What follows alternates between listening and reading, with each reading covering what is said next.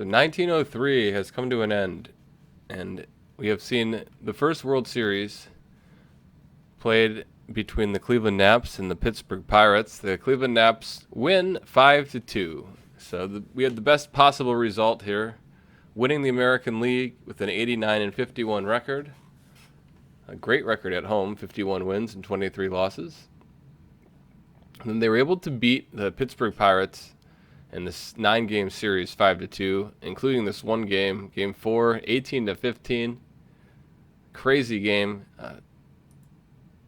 One of the best games that I've ever simulated out, without a doubt.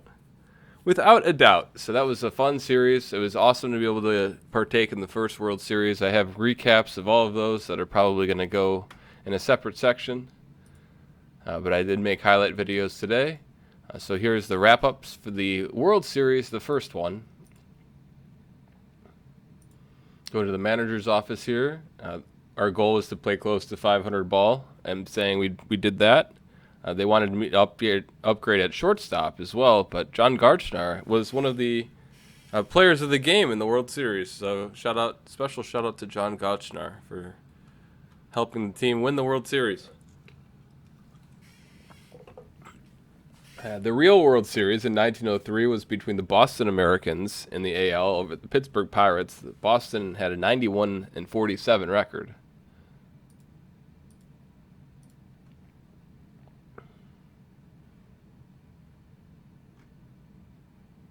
So the standings are not here right now, so we'll have to go to a different page to see those really quick. Boston finished way below their expected 91 win total that they had in 1903 here.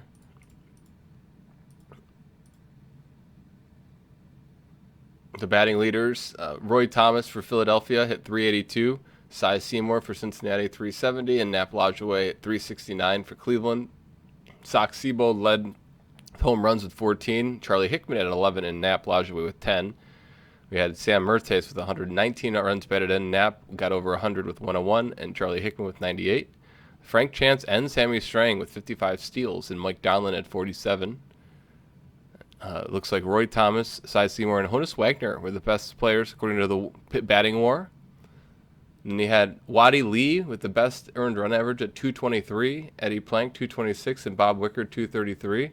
Sam Lever and Joe McGinnity each had 27 wins, and Noodles Hahn had 26. Rube Waddell overwhelmingly led the league again with strikeouts 329 this year. And he also had the best wins above replacement, 12.7, followed by Christy Mathewson and Eddie Plank, 10.9 and 10.4 respectively. Looks like the Reds got to 800 runs scored there. The Philadelphia Athletics had the least amount of runs against with 474. And we'll go into the standings here. The Naps finished first. Athletics, Americans, Tigers, Highlanders, Senators, Browns, and White Sox. In the AL in 1903, it was the Americans 91-47, then the Athletics 75-60, Naps 77-63. Right behind them, Highlanders, Tigers, Browns, White Sox, and Senators. Then in the NL, you have the Pirates eking out the Giants, the Reds, and the Cubs, the Superbas, Philadelphia Phillies, the Cardinals, and the Beaneaters. In 1903 MLB, you saw the Pirates have 91 victories, and the Giants, the Cubs, the Reds, the Superbas, the Beaneaters, the Phillies, and the Cardinals. Here's the expanded standings. It looks like the Cleveland Naps got pretty lucky, a +6 differential. One-run games, we finally had a good year with one-run games, unlike that first year, 1901, which is horrible.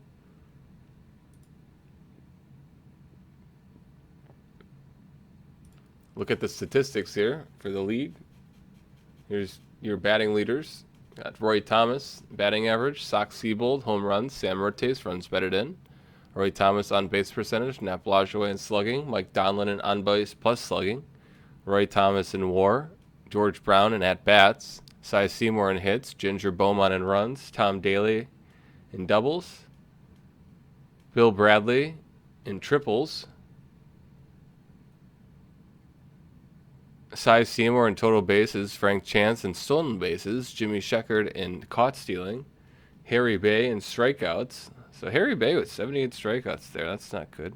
Roy Thomas in walks, Billy Gilbert in sack hits, Honus Wagner in sack flies, Bill Bradley in extra base hits, Bradley in isolated power, Roy Thomas in OPS plus, Roy Thomas in win probability added, and Roy Thomas in weighted OBA.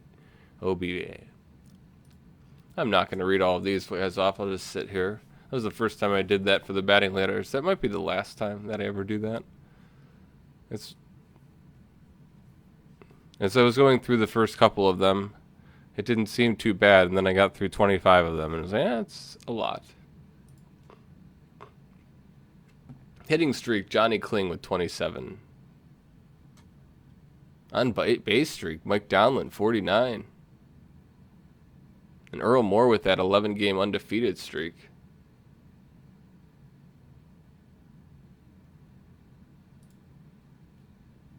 Here's your team statistics.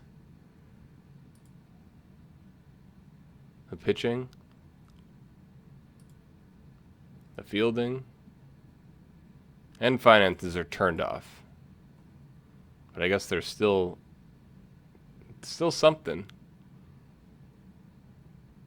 Nice fan loyalty here.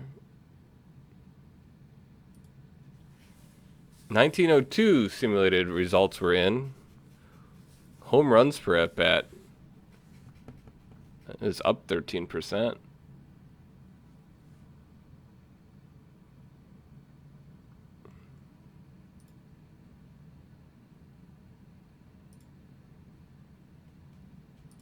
Where's the transactions? Complete transaction log right here.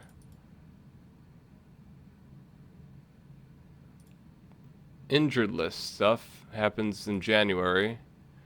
Not too much until April. Then a bunch of opening day transactions.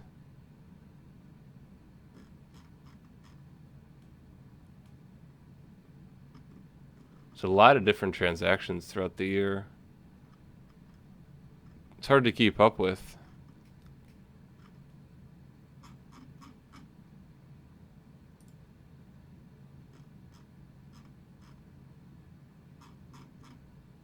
Nap Lajoie punching his teammates. Didn't happen this year, though. Their team pitcher, Elmer Flick, and Nap Lajoie sat next to each other. So that's good. They've made amends. And there you go, the transactions. Some prospect pipelines. Charlie Smith, I guess, is our best prospect. That's not looking good for the future, but hey, we already got our one World Series. We only need 2 more now. League reports. Here we go. Hickman hit for the cycle in the World Series. I also stole home in the World Series with Elmer Flick.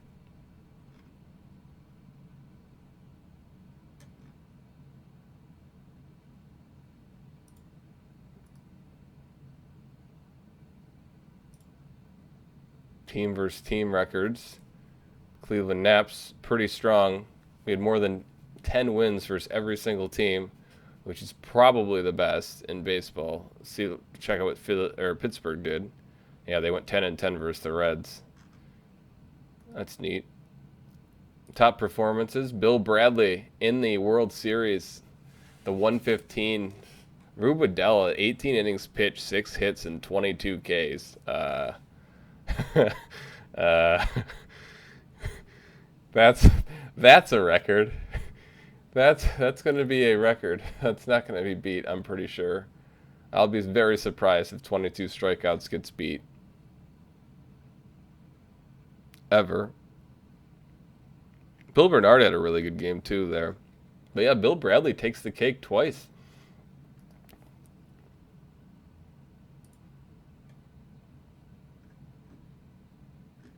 Here's the positional strengths.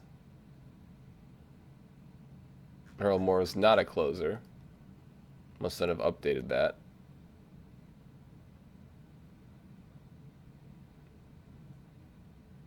Top annual systems. Our team is in trouble. No minor league prospects. That's fine, though. Look at the preseason predictions. The Cleveland Naps were predicted to win 81 games. The Athletics were predicted for more wins over Boston. So, I mean, Knapp, Hickman, and Bradley, though, the top hitters coming through. It's your batting report. The pitching report.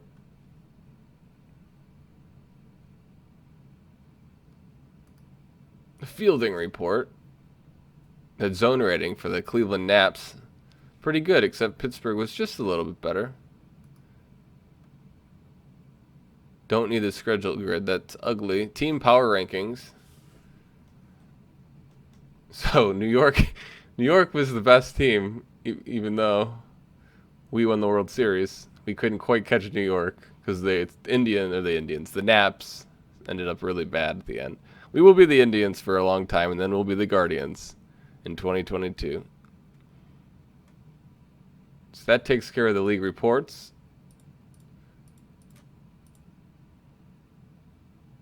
Don't have anything there yet. League history. The Cleveland Naps. They were first the Forest Cities, then the Elizabeth Resolutes, then the Hartford Dark Blues, the Milwaukee Grays, and then the Cleveland Blues, St. Louis Maroons, Cleveland Blues, Cleveland Spiders, back to the Cleveland Blues, but they officially started in 1901. And then the Broncos were 1902, and then the Naps are 1903 till 1914, I believe. All right, we don't want to do team history yet. I was supposed to take the Hall of Fame out. Yeah, so that's not good that we had the Hall of Fame started. But it's going to be okay. The Hall of Fame didn't start until like 1930 or something that I was looking up. And I could turn it off. But then you'd have all these guys in. So I think I'm just going to keep them all in. That was the first class. Because there's nothing I can do now to go back and remove them. So I'm just going to have to keep them in from the first year. Retired players, a bunch of them, so we can't go through all of them. Especially since those are the ones from before 1901. All right. So now we'll go through every team really quick. Here's the Cleveland Naps. Very solid performance, all from the entire team.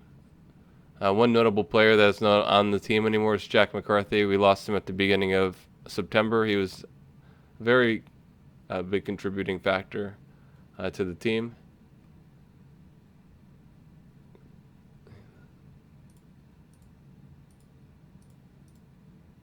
Let's take a look here. Here's the schedule. Just a quick glance at the schedule. All right.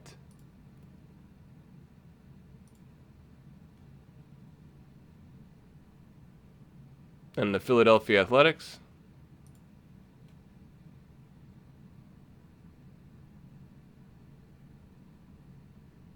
Sox Siebold, Lave Cross, Topsy Hartzell, Eddie Plank, Rubadell, and Charles Bender. And he had the Boston America. First of all, the Athletics finished 75 and 60. Then you had the Americans who finished 91 and 47. They did not come close to finishing where they really did in 1903. Had Patsy Donovan, Buck Freeman, and Freddie Parent. Cy Young, Bill Dineen, and Tom Hughes pitching. And then he had the Detroit Tigers. Detroit finished 65 and 71 in real life here. He had Sam Crawford, Jimmy Barrett, and Joe Yeager leading the team in batting. And then Bill Donovan, George Mullen, and Frank Kitson here with earned run average. Then you had the New York Highlanders. They finished 72 and 62. He had Willie Keeler hitting .354, Herm McFarland and Jimmy Williams, and then Jack Chesbro, Jesse Tannehill, and Barney Wolf for the Highlanders here. Then you had the Washington Senators. They've had 64 wins and 73 losses instead of the 43 wins and 94 losses. So they really overperformed. When you have Boston underperforming like that, you're going to have a couple teams that do a lot better. And Billy Coughlin, Jimmy Ryan, and Charles Moran led the way for batting. And Waddy Lee with the top ERA, 223. And Casey Patton and Elworth. Next, they got the St. Louis Browns. They finished 60 and 79 instead of 65 and 74. It's Emmett Heydrich, Jesse Burkett, and Bobby Wallace leading the way. Willie Sudduff, Ed Seaver, and Jack Powell, the pitchers. And then the last team, finishing in last place, the White Sox. So they finished 60 and 77 in real life. So a little bit underperforming here in the simulation with Nixie Callahan, Danny Green, and Fielders Jones leading the way in batting. Doc Roy, Frank Owen, and Roy Patterson, the pitchers. You have the Pittsburgh Pirates winning the National League. They did win 91 games and lose 49 in real life here. Fred Clark, Tommy Leach, and Honus Wagner leading the way in batting average with Sam Lever, Deacon Philippe, and Ed Doheny, top ERA getters. Then you have the New York Giants, not the football Giants, the baseball Giants. They finished 84 and 55, so really close to their real-life result, with Roger Brushinen, Sam Mertes, and Dan McGann leading the way in batting, with Christy Mathewson finding his groove, 237 ERA, Dummy Taylor and Joe McGinnity right behind him. Then you have the Cincinnati Reds, who finished with 74 wins and 65 losses in real life, so they overperformed here. Cy Seymour hitting 370, Mike Downland 359, and Jake Beckley 347. Really good job here from the batting. And then Noodles Hahn again, Bob Ewing, and Ed Poole. So the pitching was kind of subpar if you get past Hahn and Ewing. Looks like with Ed Poole, the next pitcher with a 4 ERA. And you have the Cubs finishing next. They finished 82 and 56 in real life, so a little bit worse here. With Johnny Kling, Frank Chance, and Davy Jones leading the way batting. Bob Wicker, Jake Weimer, and Carl Lundgren, the pitchers here. Then the Brooklyn Superboss, they finished 70 and 66 in real life, so underperforming with Jimmy Sheckard, John Dobbs, and Jack Doyle, the leading batting average. Ned Garvin, Henry Schmidt, and Oscar Jones, the ERA getters, and that's nobody had an ERA in the twos, so that probably is why the Brooklyn Superboss struggled a little bit. And you'll see the Philadelphia Phillies right behind them. They have 49 and 86, so they finished a little bit better here with Roy Thomas with a 382 ERA, or 8 ERA, the batting average, to lead the way. Kid Glisson and Billy Keister at the batting averages, and then Bill Duggleby, 291 ERA, Tully Sparks, and Fred Mitchell. So the Phillies didn't improve that much, but they did finish a little bit better than their 1903 counterparts. The St. Louis Cardinals now finished 43 and 94, so they overperformed here with Homer Schmoot leading the way, 359 average and 8 homers. Then Patsy Donovan and John Farrell rounding out the top batting average players. The ERA guys go to Clarence Curry, Shappy McFarland, and Mike O'Neill. But again, this is a team that did not have anybody in the twos. And the last team was the Boston Beaneaters, who did not get to their 58 and 80 record. 58 wins they had in real life. They could not quite get there. They were 10 games behind. Fred Tenney, Duff Cooley, and Ed Greminger, the leading batting averages, and Vic Willis, Wiley Piott, and Toji Pittinger lead the way with ERA there. So we're going to take a close look here at the Cleveland Naps and their entire team and whatnot, and then we will be heading out of 1903 and be well on our way to 1904. Now remember, there's no World Series in 1904, so it probably will go a little bit quicker. There will be no playoffs like this year. It only took a day, but without a playoffs, there won't be much to sweat during the regular season. Like, there's no champion.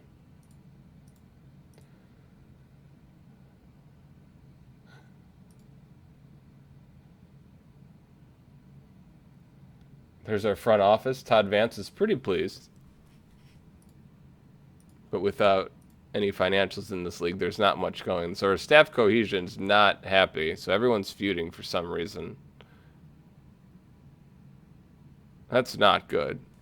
But somehow we still won, even though our managing is currently feuding. So there you go. First in AO with average.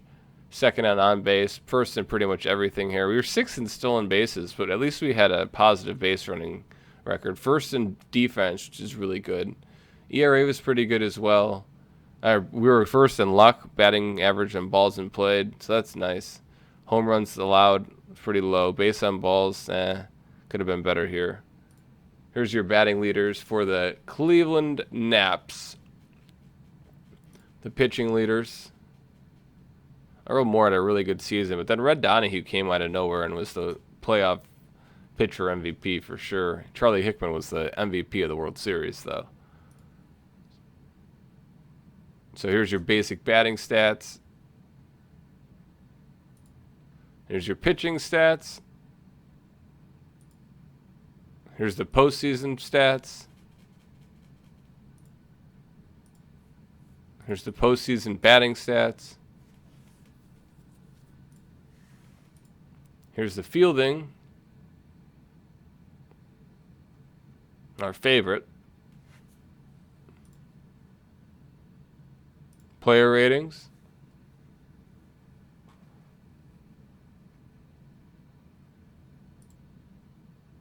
Positional strength overview. Jack Thoney, worst in the league. Shoutouts to him. Player development.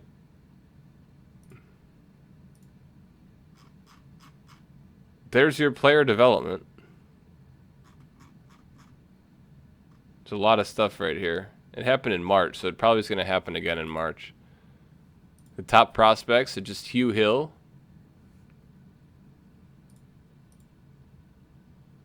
Don't we need to worry about minor league? And there's your personnel. Doesn't really matter because most of those people are fictional, except for Mr. Post. I just happen to play in a fictional league. Well, it's historical. There's League Park. There's your history.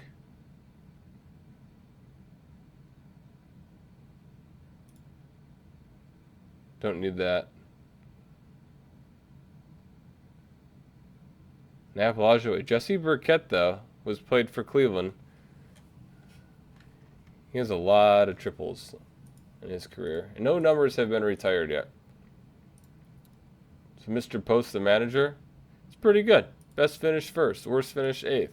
8th place. So yeah, I finished in 8th place the first year. It's true. And that'll do it. So that'll wrap up 1903 here. The Cleveland Naps were victorious. I'm interested to see what happens in 1904. It should be a pretty quick season, so after this video goes live on YouTube, there'll probably be another one within the next 3 weeks.